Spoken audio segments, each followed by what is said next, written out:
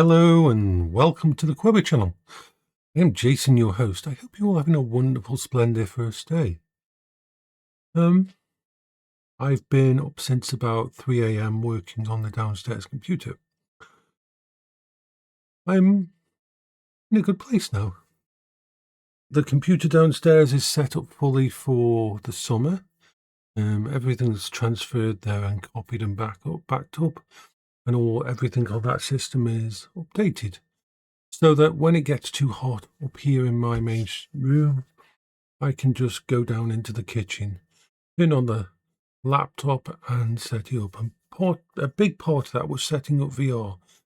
As I've said to you time and time again, that for me, VR is never just a niche product, it's never just a hobby.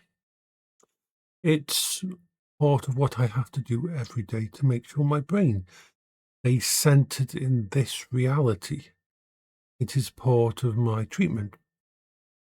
And I was going to be using the Valve Index, as I said before, but I couldn't get it to work with the computer downstairs. I didn't really want to get rid of that computer because the laptop down there is amazing. It's a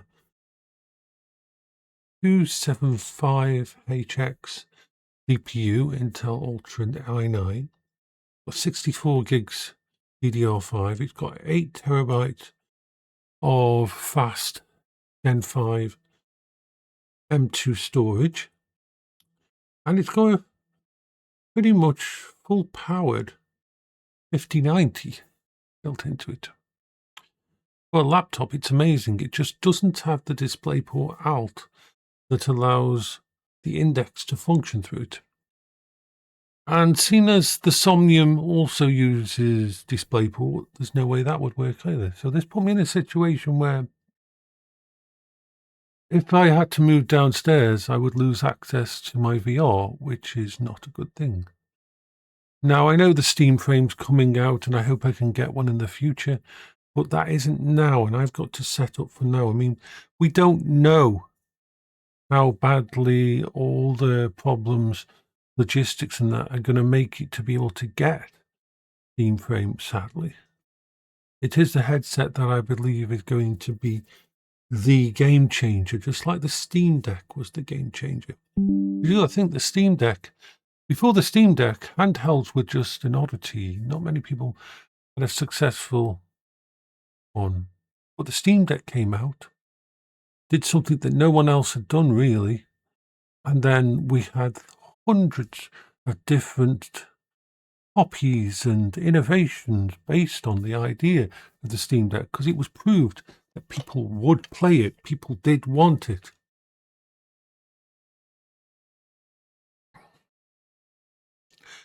And so I'm expecting that same kind of innovation from the Steam frame, because it's going to be open source.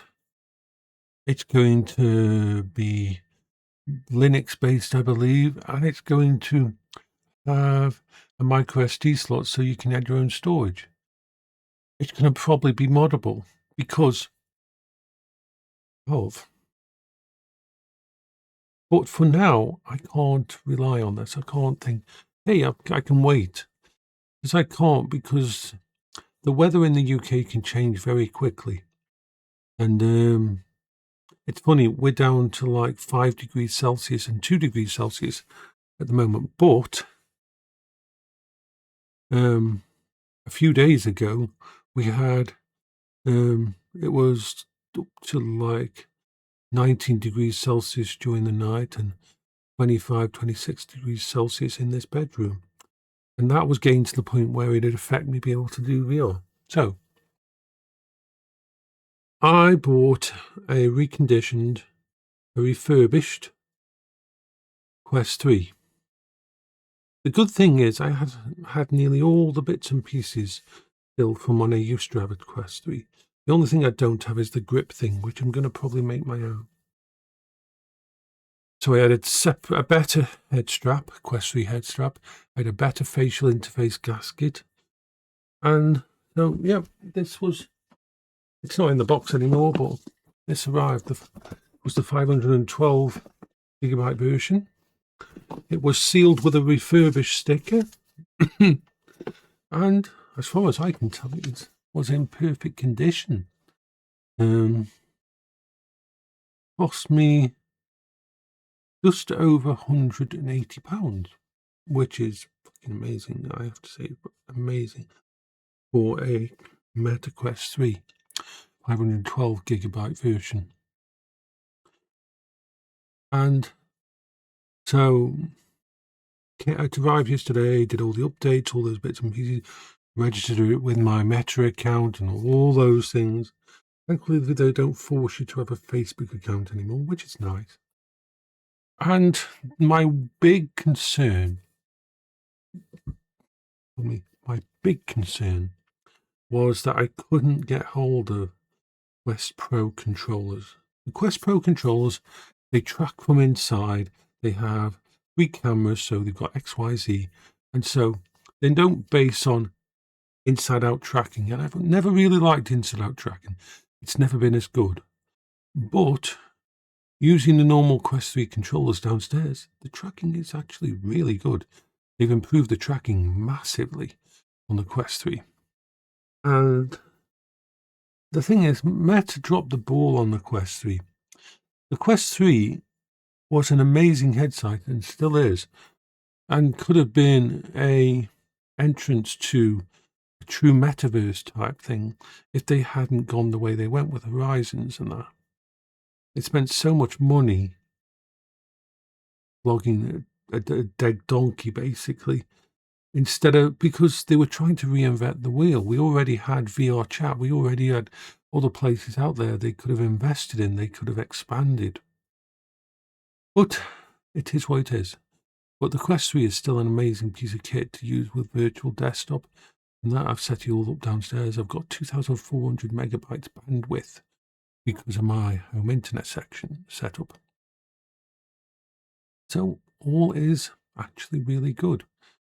I did some tests on Beat Saber, did some tests on VRchat, did some tests on lots of different games and tweaking bits and pieces that would make it easier to actually do things on it. So that's all done. I am so happy with the price of it's like less than the price I paid is less than a bloody console.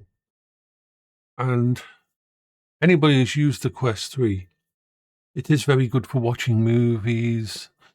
Because of the resolution, it is very good for playing games if you can get it to set up properly. So that's what's been going on. This video will go up straight away. It's not one of the ones on the schedule. As I said, I've always said, if I have anything to tell you, I'll actually do a video and put it up. I'm not obligated now to do a video every day because I've got my schedule set up. I'm planning during the week, one day during the week, I will go to Trentham Gardens on the Quingo and I will do a long vlog exploring the entire place and letting you see everything with the camera. So that might be like an 8 or 9 or 10 episode series. It is one of my favourite places still. I'm sad that I can't follow the road past Trentham Gardens to go to Stone, but very quickly the path disappear and it's just a road. This is one of the problems with Stoke-on-Trent.